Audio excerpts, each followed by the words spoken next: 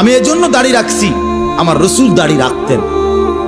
আমি এজন্য টুপি মাথায় দিছি, আমার নবী মাথা মোবারকের টুপি মাথায় পরিধান করতেন।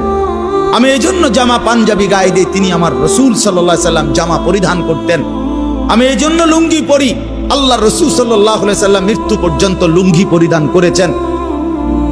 আমি এজন্য মুখ ছোট রাখি, আল্লাহর নবী সাল্লাল্লাহু আলাইহি ওয়াসাল্লাম বলছে একটি সুস্থ মানুষের পরিচয়, যে মানুষটা সুস্থ কিনা খোদার কসম এটার পরিচয় হলো যে মুখ ছোট রাখে, দাড়ি লম্বা করে, সে সুস্থ মানুষ, স্বাভাবিক মানুষ, স্বাভাবিক মানুষ।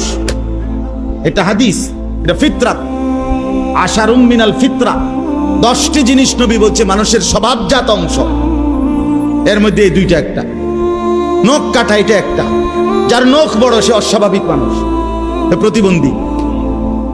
যার মোষ বড় হয় প্রতিবন্ধী। হ্যাঁ, সাফ কথা। যে দাড়ি কাটে সে প্রতিবন্ধী।